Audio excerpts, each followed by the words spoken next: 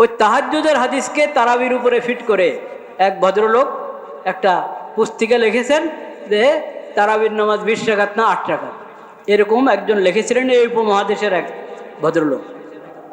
তো আল্লাহ তাআলা ওনাদের চোখ খুলে দেন, সুদাইস সহ আরো যারা ওখানে আছে আল্লাহ তাদের চোখ খুলে দেন, কান খুলে দেন, তাদেরকে সহি সমঝ দান করেন। যে ওজোরের অজুহাত দিয়ে 10 পড়েছিলা 2 বছর, সে ওজোর কবে চলে গেছে, এখনো তুমি তারাবি 10 বছর পড়ছ। সাহাবায়ে কেরামের জমানা থেকে যে ইতিহাস চলে আসছে, যে ঐতিহ্য চলে এসেছে, যে অনুসৃত আমল চলে এসেছে, সেটার বিরুদ্ধে 10 রাকাত পড়ছ। আর তোমাদেরকে দিয়ে দলিল দেয় মানুষ। মানুষ তো বুঝে না, মানুষ মনে করে যে ওই মসজিদে যেটা হবে সেটা দলিল, ওই মসজিদে যেটা হবে সেটা দলিল না। দলিল হলো কোরআন, দলিল হলো হাদিস, দলিল হলো ইসলামী শরীয়ত। মক্কার মসজিদে তো এক এক সময় এক একজন বসতে পারে।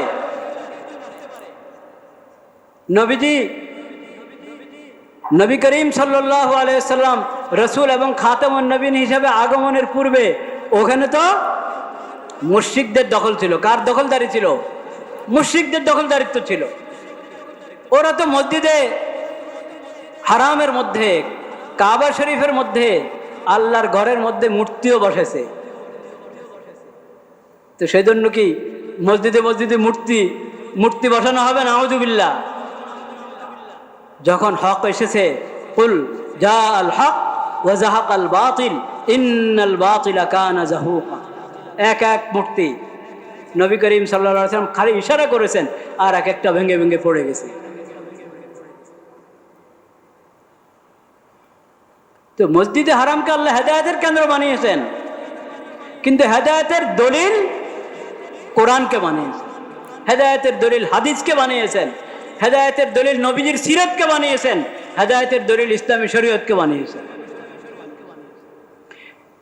ওই পবিত্র স্থান বায়তুল্লাহর এবং মসজিদে হারামের মিম্বর মেহরাব থেকে যদি কেউ কোনো সময় গলত কথা বলে, ভুল কথা বলে, সেটা কখনো শরীয়ত হবে না। শরীয়ত তো হবে যেটা শরীয়ত দলিল দ্বারা যেটা প্রমাণিত সেটা। সেজন্য 20 রাকাত অনুসৃত তারাবি, এটাকে কোনো ওজোরের 10 বানিয়ে ওজোর চলে গেছে, এখন ওনারা 10-এর মধ্যে বসে আছেন, এটা কখনো শরীয়তের দলিল হবে না। শরীয়তের দলিল হবে যেটা সাহাবায়ে কেরামের জমানা থেকে চলে এসেছে, সেই আমল। কাজেই এই রমজানের মতো এই বরকতপূর্ণ সময়, এই ফজিলত, এই বরকত নষ্ট করবেন না ভাইরা। 10 রাকাত পড়ে বের হয়ে যাবেন না মসজিদ থেকে, 20 রাকাত পুরা করবেন। আমি যখন 10 রাকাতের কথা বললাম, কিছু ভাই বললেন যে 8 রাকাত পড়ে বের হয়ে যায়। 8 রাকাত পড়ে বের হয়ে যাওয়া এটাও সেই সাহাবায়ে কেরামের জমানা থেকে চলে আসা ওই ঐতিহ্যের কি বিপরীত। তবে এটা আরো কয়েক বছর আগের আর কি। এটা কোন সনে শুরু হয়েছে? এই হিন্দুস্তানে শুরু হয়েছে। এটা এই উপমহাদেশে এক খোদার বান্দা তাহাজ্জুদের হাদিস, তাহাজ্জুদের নামাজ, যেটা রমজানও আছে, বাকি 11 মাসও আছে। তাহাজ্জুদের সাধারণ নিয়ম হলো কয় রাকাত? 8 রাকাত সাধারণ নিয়ম। তাহাজ্জুদের নামাজও 8-এর কম পড়া যায়, বেশিও পড়া যায়, কিন্তু সাধারণ নিয়ম হলো 8 রাকাত। ওই তাহাজ্জুদের হাদিসকে তারাবির উপরে ফিট করে এক ভদ্রলোক একটা পুস্তিকা লিখেছেন যে তারাবির নামাজ 20 রাকাত না 8 রাকাত, এরকম একজন লিখেছিলেন এই উপমহাদেশের এক ভদ্রলোক।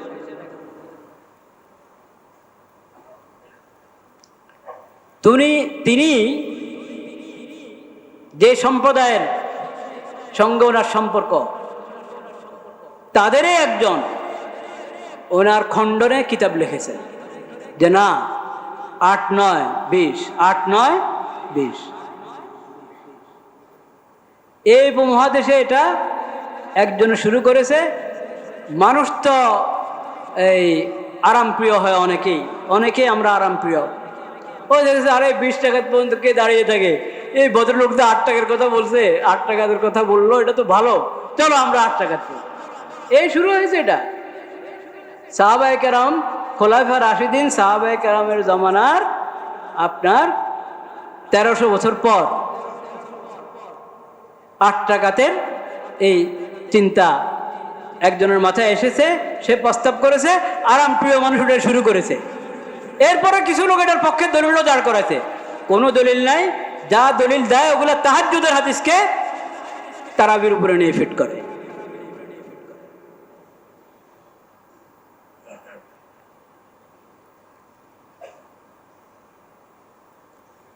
আমি এই মিম্বর থেকে আমি চাই যে শরীয়তের ইজমাই বিষয়গুলো নিয়ে আমি আলোচনা করি। খুঁটিনাটি বিষয় আলোচনা করার অনেক আছে। মাযহাব আমরা জানি আহলুস সুন্নাত ওয়াল জামাতের কয়টা মাযহাব? 4টা মাযহাব। মালিকি মাযহাব, হাম্বলি মাযহাব, শাফিঈ মাযহাব, হানাফি মাযহাব। 4 মাযহাব হক, 4টা আহলুস সুন্নাত ওয়াল জামাতের মাযহাব। এখানে অধিকাংশ মুসলমান হানাফি এই দেশে। হানাফি মাযহাবের বিভিন্ন মাসালার সঙ্গে শাফি মাযহাব, মালিকি, হাম্বলি মাযহাবের ইখতিলাফ আছে, কিন্তু সেটা দলিল নির্ভর ইখতিলাফ। কি দলিল নির্ভর ইখতিলাফ, সেজন্যই 4 মাযহাব হক। তবে আমল হবে এক মাযহাবের উপরে, খিচুড়ি বানানো যাবে না। বুঝতে পেরেছেন? অর্থাৎ এক মাসালা নেবেন হানাফি মাযহাব থেকে, আরেক মাযহাব শাফি মাসালা, শাফি মাযহাব থেকে আরেক মাসালা হাম্বলি মাযহাব থেকে, এইভাবে খিচুড়ি বানাতে পারবেন না। 4 মাযহাব হক, কিন্তু আমল হবে এক মাযহাব অনুসারে। স্বাভাবিকভাবে আপনার এলাকায় যে মাযহাবের উপরে আমল হয়, যে মাযহাবের প্রচলন, সেটার উপরে আপনি আমল করবেন, নতুবা আপনি মাসালা জিজ্ঞেস করবেন কারে? আপনি শাফি মাযহাবের উপরে আমল করতে গেলে শাফি মাযহাবের আলেম খুঁজে পাবেন এই দেশে, তাকে মাসালা জিজ্ঞেস করার জন্য? স্বাভাবিক কথা এটা। আচ্ছা, কিন্তু আমি এই মিম্বর থেকে হানাফি মাযহাব, শাফি মাযহাবের ইখতিলাফ যেসব বিষয়, ওইসব বিষয় আলোচনা করি নাই, করার ইচ্ছাও নাই, কারণ এটা জরুরত নাই। আল্লাহ রাব্বুল আলামিনের বড় মেহেরবানি, আল্লাহ তাআলা আমাদেরকে রমাদানুল মুবারক বরকতপূর্ণ সিয়াম এবং কোরআনের এই মাস রমাদানে উপনীত হওয়ার তৌফিক দান করেছেন। আমরা রমাদান শুরু করতে পেরেছি। আজকে রমাদানের 2য় রোজা, আলহামদুলিল্লাহ।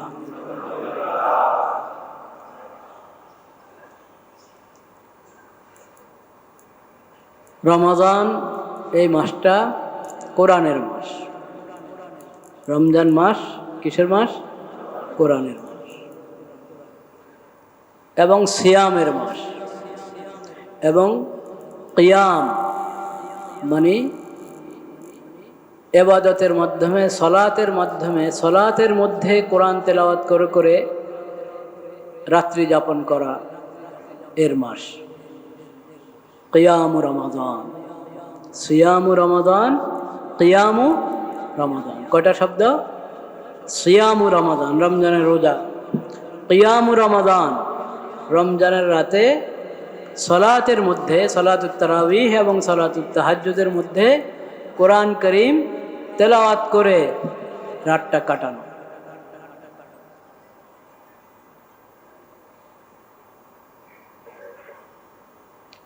রমাদান যে কোরআনের মাস, কোরআন দিনও তেলাওয়াত করব, রোজা রাখা অবস্থায় কোরআন তেলাওয়াত অনেক বেশি সওয়াবের আমল। আর রমজানের রাতগুলো তো রহমত এবং বরকত, মাগফিরতের রাত। এমন পবিত্র এবং বরকতময় রাতে নামাজে দাঁড়িয়ে কোরআন তেলাওয়াত করা। আউয়াবিনের মধ্যে কোরআন তেলাওয়াত পুরো বছরেই তো আউয়াবিনের নামাজ আছে, পুরো বছরেই তাহাজ্জুদের নামাজ আছে। আউয়াবিন এবং তাহাজ্জুদে হাফেজ যারা কোরআন ধারাবাহিক পড়ে পড়ে খতম করে থাকেন অনেকেই। রমাদানে এই সুযোগকে তারা আরো বেশি কাজে লাগান। আর তারাবির নামাজটা হলো বিশেষ করে রমাদানের আমল। বাকি 11 মাসে তো তারাবির নামাজ নাই, তারাবির নামাজ আছে রমজান মাস। আউয়াবিন এবং তাহাজ্জুদের থেকে অতিরিক্ত তারা না 8 রাকাত পড়ে বের হওয়া, এটা তো ধরেন আরেকটু কয়েক বছর আগেও ছিল। 8 রাকাত পড়ে বের হওয়া এটা কয়েক বছর আগেও ছিল, কিন্তু এখন হলো আগে যারা 20 রাকাত পড়তেন তারা অনেকে 10 রাকাতের পরে বের হয়ে যান। এটার ইতিহাস জানা থাকা দরকার। এই ইতিহাস না জানলে নতুন প্রজন্ম পরে বলবে তারাবির রাকাত কয় রাকাত, বলেন নাউজুবিল্লাহ। ইতিহাস জানতে হয়, কখন কোন নতুন সমস্যা যুক্ত হয়।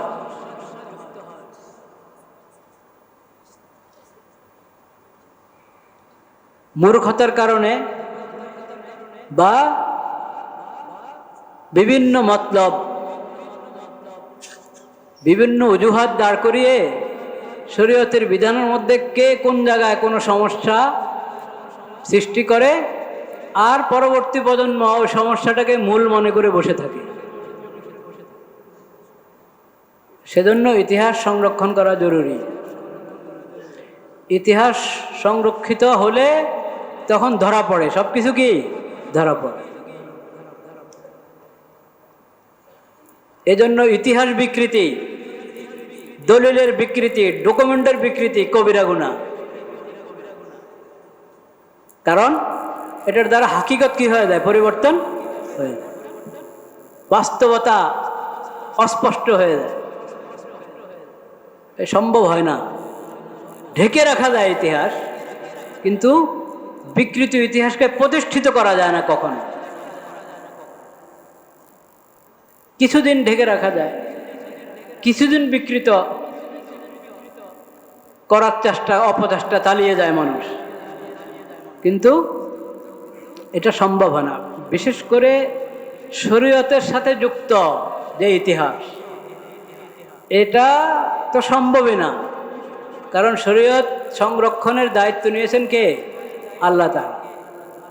আল্লাহ তাআলা নিজেই দায়িত্ব নিয়েছেন, ইন্না নাহনু নাযালনা যিকরা ওয়া ইন্না লাহু লাহাফিজুন। কোরআন, কোরআনের শরীয়ত, কোরআনের ব্যাখ্যা, নবীজির সুন্নাহ হাদিস, এই শরীয়তের বিধিবিধান এবং শরীয়তের যাবতীয় আমলের রূপরেখা, এসব কিছুর হেফাজতের দায়িত্ব নিয়েছেন আল্লাহ তাআলা। এজন্য এই সংশ্লিষ্ট কোনো কিছুকে কেউ যদি বিকৃত করার অপচেষ্টা করে, সে সফল হয় না, হতে পারে না, হওয়া সম্ভব না। এখনো হয় নাই, কেমন পর্যন্ত হবে না। মসজিদে হারাম এবং মসজিদে নববীতে 20 রাকাত তারাবি হয়েছে, সেই সাহাবায়ে কেরামের জামানা থেকে।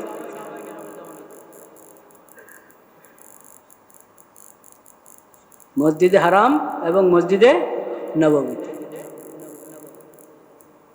20 রাকাত তারাবি।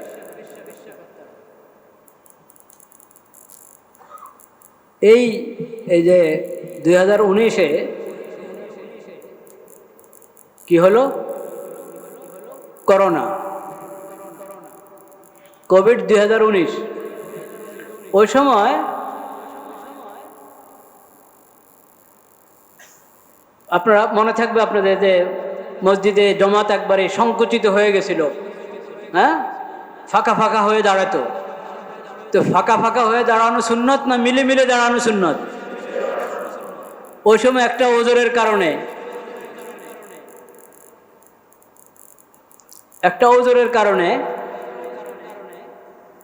চাই সেটা কৃত্রিম কারণে ওজোর পয়দা হয়েছে আর বাস্তব কারণে পয়দা হয়েছে, সেটা আরেক প্রসঙ্গ, কিন্তু একটা ওজোর দাঁড়িয়েছে, তখন ফাঁকা ফাঁকা হয়ে দাঁড়াতো। তো এখন কি আপনারা ফাঁকা ফাঁকা হয়ে দাঁড়াবেন?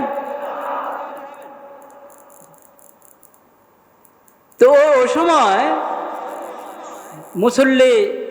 বেশি মুসল্লি মসজিদে জমা না হয় এবং লম্বা সময় মসজিদে না থাকে, সেজন্য ওখানে ওনারা 20 রাকাতকে কয় রাকাত করেছেন? 10 রাকাত। মানে বাকি 10 রাকাত ঘরে গিয়ে পড়ো, মসজিদে জমাতের সাথে 10 রাকাত পড়ো, তাড়াতাড়ি যাও, আলাদা হয়ে যাও, ছড়িয়ে পড়ো, একসাথে থেকো না। ওই যে একটা হেডেক উঠেছিল, সামাজিক দূরত্ব বজায় রাখো।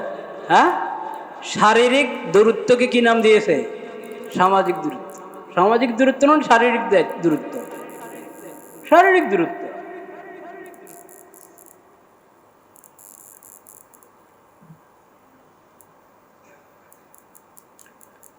তো তখন এরকম করা উচিত হয়েছে কি হয় নাই সে তো আরেক প্রসঙ্গ, কিন্তু হয়েছিল এই প্রেক্ষাপটে, এই ওজোরে, যে 10 রাকাত পড়ে ঘরে চলে যাও, বাকিটা ঘরে পড়ো, এখানে মসজিদে 10 রাকাত হবে। তো 2019-এর কোভিড 2019 আবার দ্বিতীয়বার বিষয় কিছু সমস্যা ছিল, সেটা পার হয়ে গেছে কবে? এখন 2026, এখনো ওই ওজোর ভুলে নাই। যদি সেই ওজোরের দোহাই দিয়ে এখন আপনি 10 রাকাত পড়তে চান, তো ফাঁকা ফাঁকা হয়ে দাঁড়াবেন এখন মসজিদে, জায়েজ হবে ফাঁকা হয়ে দাঁড়ানো? তো কেন তারাবি 10 রাকাত? এখন যদি ওখানে মক্কা মদিনার মসজিদে এখনো যদি ওই ওজোর চলে যাওয়ার 5-6 বছর পরও ওনারা ওই 10-10-এ রেখে থাকেন, জানি না এবছর কি হয়েছে, আমি জানি না, এবছরও 10, গত বছরও 10 ছিল, এই বছরও 10,